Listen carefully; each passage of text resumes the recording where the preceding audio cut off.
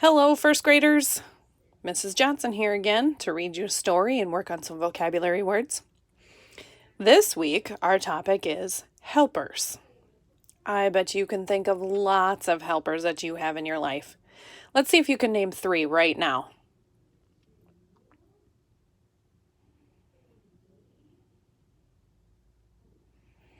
I'm thinking of 3 helpers here at school. In my classroom, those of you who know Bruce, he helps a lot in our classroom. He's a great helper. We also could think of the people who work in the kitchen. They're wonderful helpers in getting our lunches and our breakfasts, and now in this time, getting us food ready that goes out on the buses to be picked up at your bus stops. How about Mr. Dawson? Mr. Dawson is a great helper in our school, keeping everything's running smoothly and taking care of everything that needs to be done so that the teachers can do their jobs. How about our custodians? Like Kelsey's dad, Jose. He's a great helper in our school. What other helpers can you think of?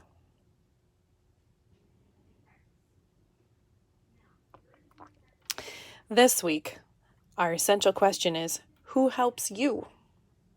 I bet you have different helpers everywhere you go. If you're at daycare, you have different helpers there. At home, you have helpers. At school. If you're in any sports or outside activities. If you go to the library activities.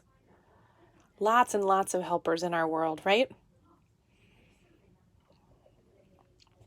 So, how does this girl get help from her coach? What sport do you think this girl is playing? What do you think she's getting ready to do based on what she's wearing? What do you think her coach might be telling her right now? How many of you have ever played baseball or softball before? Do you remember the feeling right before you get up to bat? Are you nervous or excited? Or are you giving yourself pointers in your head, like keep your eye on the ball?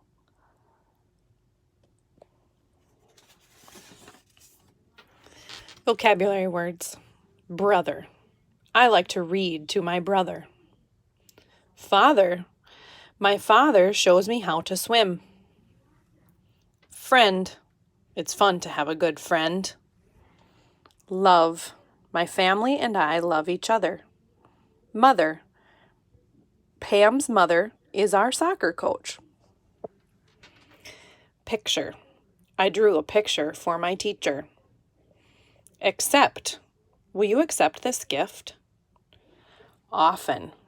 We often go to the library. This week, we're working on the aw sound. That aw sound can be found in words like calls, fawn, cause, caught, and walk. It can be spelled lots of different ways, like just an A, or AW, or AU, AUGH, and AL. Ball, talking, haul, saw, salt, taught, fault, smallest, yawn, also, pause, daughter. Last fall, I taught Paul how to draw. He drew a tall tree using chalk.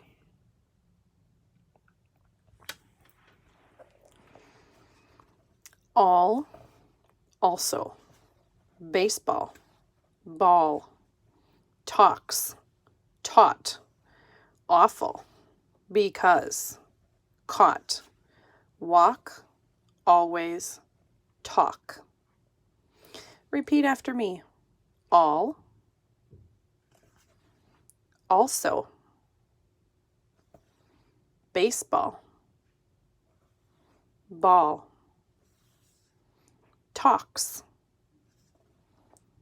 taught, awful, because, caught, walk, always, talk. This week's story is called All Kinds of Helpers.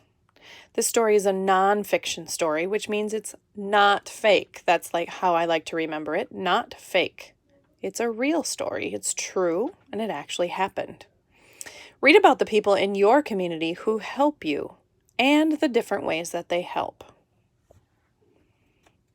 Remember, earlier this year, we learned about communities. And remember, your community could be your classroom, your school, your neighborhood, your town. Your community can be lots of different things. Your community could even be inside your house with your family. That could be your community. Every day, people help us in many ways. To help means to give what is needed and useful.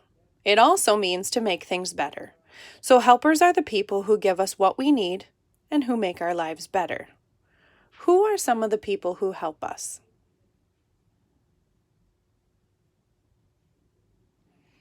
Families can be helpers. The people in a family love and accept us. They also help us in many ways. A family can include a mother and father. This boy also has a big brother. His brother often helps him with his homework. His mother and father help him learn about the world.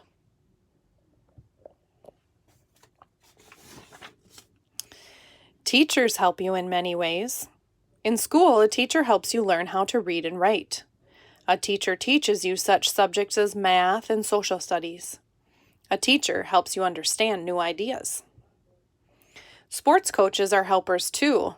The baseball coach in this picture is teaching his team how to hold the ball. He talks to them and shows them what to do. Who taught you how to play a sport?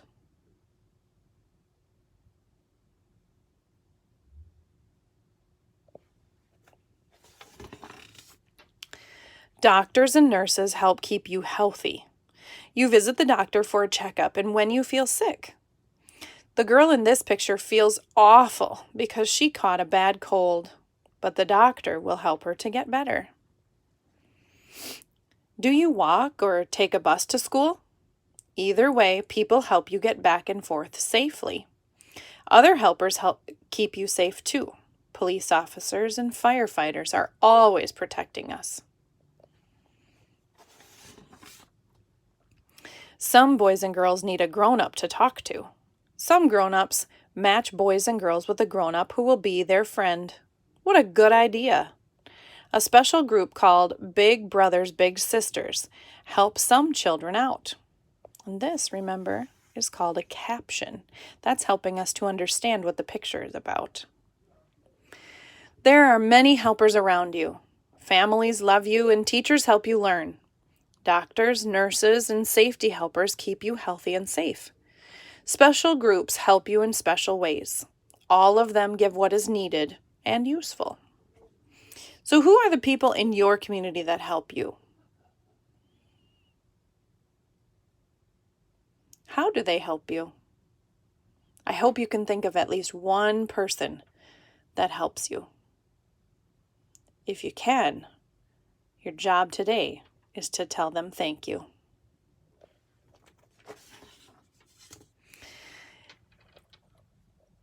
This week, we're thinking about the author's purpose. Remember, boys and girls, the author is the person who writes the words in a story.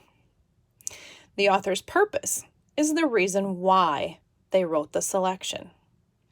We can usually figure out why by finding text evidence or finding clues to help us understand.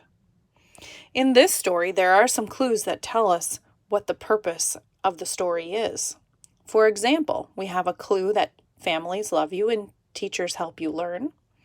We have another clue that says doctors, nurses, and safety helpers keep you healthy and safe. Those are our two clues, which help us realize that the author's purpose is to let you know that there are many people helping you in many ways. Tell your teacher in Seesaw, about somebody who helps you. Tell them why that person or how that person helps you. Have a great day. We'll see you next time.